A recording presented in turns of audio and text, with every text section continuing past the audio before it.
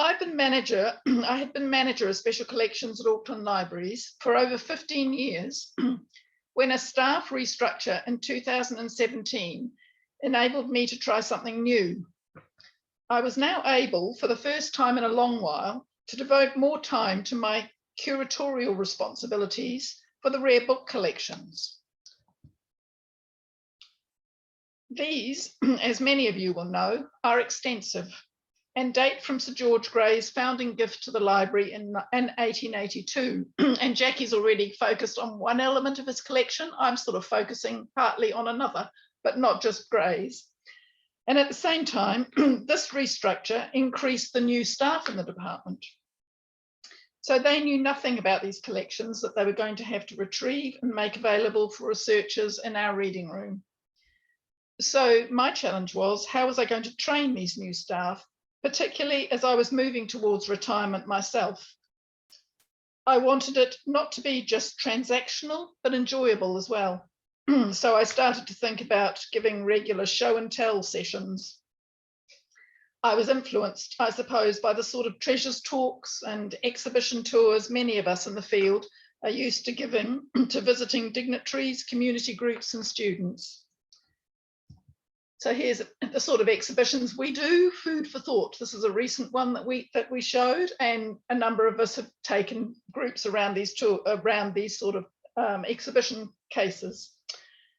It was only when I suggested this to my manager, Jane Wild, who's just been talking so beautifully about me, that she encouraged me to broaden my outlook and offer these talks more widely to all staff who could or wanted to attend. So as my audience changed, so too did some of my focus already right at the beginning. I did always want the talks to be very informal, as I was aware from my own experience how intimidated people can feel when first handling and looking after rare books. I wanted staff to begin to feel comfortable with them, to slowly recognise their characteristics and not view them just as valuable but alien objects. So none of these talks were scripted. They were all ad lib, with the chance to ask questions, contribute or deviate as subjects arose. They were never meant to be like lectures. And I also knew the talks had to be sustainable. I needed to be able to keep it up. In other words, and not make it such a mission that I found I didn't have the time and gave up. Consequently, I sent out invitations to a half-hour talk every 2 weeks at the same time in the same place, looking at 1 or 2 books at a time. This was at 8:30 before the library opened and held in the Special Collections reading room, not far from the stacks. So this regular scheduling worked very well for many of us, as it was easy to make a habit of it. A key element was always exposure to the actual physical objects themselves, with a chance to look at the different pages, to see their size, to see the bindings, to hear how the pages sound when you turn them. And this also meant that the venue needed to be environmentally safe as well as secure, because we were looking at the original things. So here we are then, or here I am, obviously, ready to begin. I wasn't sure how many people would come, since it was never compulsory. I began in April 2018 with the tried and true medieval manuscripts in Canabula, early woodcuts. And here you can see on the screen one of the early talks, 17th of May 2018, where I'm talking about woodcuts. I didn't need to do much extra research for these talks, but things subtly changed. I found myself wanting to give more historical context. You never know, of course, with any audience, whether you're telling them things they already know, insulting them with your low expectations, but I soon realised it was far better to give quick summaries, even to repeat myself from one talk to another, in order to set the scene, rather than assume people knew what I was talking about. And setting the scene became more and more important as we moved away from the conventional treasures and began to look at less obvious, less glamorous books. such as these books that we did, looked at the early cookery books from the 18th century, like Hannah Glass here on the screen. I hadn't exactly planned the order. In fact, there wasn't a lot of planning initially at all, really. I hadn't exactly planned the order in which I would progress when I started. As I say, I started with the treasures, but I couldn't escape my historian's desire to be chronological, to build on what had happened before. I usually planned only a few sessions ahead, but preferred to keep my book choices to myself until the actual talk. To begin with, this was purely to give myself a chance to change my mind at the last minute. But then I realized there was a curious excitement value if I kept the books secret and unveiled them as a surprise at the talk.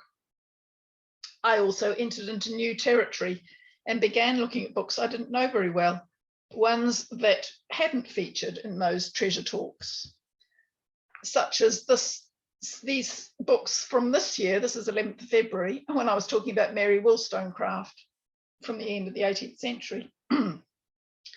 This meant I had to do more research, and you can sort of see some of the things I've got on the table here, with some backup notes to consult in case I forgot something, because this is all done from memory, of course.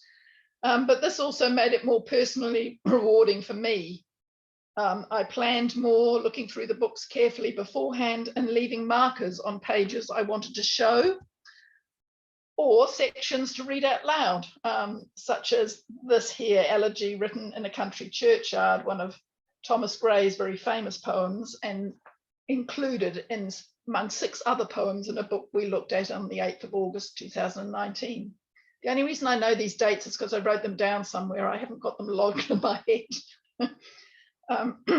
Of course, many of these changes were not down solely to me, but evolved from the feedback of my audience. They told me when they liked something. For instance, I remember Renee Orr, and I thank her, and maybe she's out there because she might be, telling me how much she liked my historical background scene setting. And as I grew in confidence, and it always helps if you have a safe audience, I probably got a bit more opinionated, and enjoyed making people laugh. And there's nobody like Samuel Johnson to make people laugh when you want to read his most outrageous definitions in the dictionary. And the one I've put up here on the screen is his definition of a pension. And in England, it is generally understood to mean pay given to a state hireling for treason to his country. And of course, there are many other excellent quotes. And I realized, again, possibly a bit belatedly, the value of a good story. And I date that particularly to the sessions I did on pirates, when we were looking at the Buccaneers of America from 1684. This is an image here, the Spanish Armada being blown up, if you like, by Captain Morgan in the West Indies. So we were doing the session on pirates, and we were also talking about William Dampier, his account of his voyages, again in Australia, which Australians will know well. I had just got to a particularly dramatic moment in one of Dampier's voyages, and we ran out of time. And I mean, that was one of the difficulties with the 30-minute restriction. So I said, I'll tell you what happens next time. And I had unintentionally discovered the appeal of the cliffhanger. As I say, probably a bit slow on the uptake. I probably should have done that ages ago. The numbers who attended the talks varied from about 15 to over 30. Some came for a few only, but over time, a core group developed who came to almost every one. They were not all from my own department. A number came from the collections teams, preservation, digital, and archives. I did try and keep in mind that not everyone had been to previous sessions, and to recap or remind whenever I suspected it was necessary. And I'm afraid I was always aware that the timing did not suit the customer-facing staff, and that was a pity, who had other regular tasks at that time of the day. And sometimes they did ask me for repeat sessions on another day or at a different time. But that was one of my regrets. I'm afraid I just did not have the capacity to do that. I did not initially even think of having these talks recorded. Again, this evolved over time. my whole focus had been on letting people see the originals and get up close to them. I mean, who wouldn't want to get up close to those lovely elephant seals? So I had to be persuaded of the benefit of recording the talks. And our oral historian, Sue Berman, who I think may also be out there somewhere, slowly won me over by pointing out that I often described the books as I was showing them, as I was aware not everyone could see easily from the back, so that a recording could still give a flavour of the books. So we didn't actually start recording till after I'd given 24 talks in mid-2019. And this one, I think, was quite close to the beginning of when we started doing the recordings. We are now up to 50 talks, and I've almost reached the end of the 18th century. So you can see I could go on for a lot longer. 10 of these recordings have just been released as podcasts available through the library's website. And as you will see, the title of the podcast talks is Meet a Rare Book, which is a shorter version of the original title of Meet a Rare Book or Two. So initially I had this idea of showing 2 books at each session, and I was thinking of the compare and contrast type of idea. Here you can see I've got 2 volumes of the same work, a medieval manuscript, but the 2 volumes. But the problem with having 2 books was that I often couldn't get through 2 books in half an hour, especially if they were illustrated. So the more illustrated they were, the longer they took, because we needed to look at all the pictures. And sometimes, in fact, some of the books took more than 1 session to get through them. I realise now, of course, that that title, Meet a Rare Book, has echoes of Christopher de Hamel's book, Meetings with Marvellous Manuscripts, published in 2017, but that was a completely subconscious borrowing. I didn't intentionally mean it. So when Sue suggested we should make these talks public, I was worried about my ad-libbing, sort of once-over lightly approach, which might leave me open for criticism for factual or interpretive errors. So in introducing these podcasts, there's a short video in which I try and explain the purpose of the talks, but we'll look at that at the end of this talk in a moment or two. So really my final words are just thanks. I mean, thanks to the team who worked on the podcast.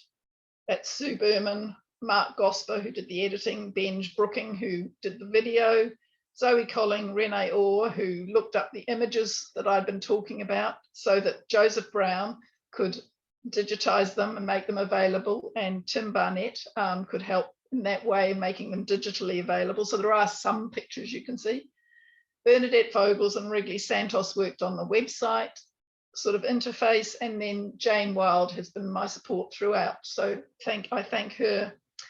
But my greatest thanks actually is to my audience. And that's not really a surprise, is it? So have I lost my audience? There they are. There's my audience, or some of my audience. Because if they hadn't turned up every fortnight and shared in my enthusiasm, I wouldn't have carried on doing it. I wouldn't have carried on talking about rare books, and my words would have had absolutely no power at all. And so on that note, I wonder if Fern could now play that short introductory video. So are you able to do that for us, Fern? Thank you. Really began with a donation to the library right at the beginning of its history in 1882 from Sir George Grey. Lots of topics, languages, the highlights in terms of literature, art, but also science, because he was interested in science. So it's European largely, but not completely. But it did also include medieval manuscripts, which predate printing, and then subsequently people added to that collection. I think I might open the boxes and then put them on their cushion. Sometimes they can be a bit tricky. It's not a clear distinction what a rare book actually is. It's to do with how many of them there are and whether anybody cares about it. It isn't common to have a rare books collection, I think I'd say. They are often in academic institutions or in national institutions. It's much rarer to have a rare book collection in a public library which is open to all members of the public. There's a variety. There's both the glamorous, luxurious productions and the almost so ordinary that they've disappeared productions. It's a fascinating collection. I've known it all my working life and I still don't know bits of it. So there's always more to learn. You have to know about them in context, I think. If you just look at them as you might look at a current book as a container for information, you're going to miss the point of them, really. A real enjoyment of what they physically are and the way you handle them and what they look like and the smell of them and the paper. But I also like knowing where they fit into the scheme of things, the sort of historical context, and I guess that's my history training coming to the fore, how they fit into the world, really.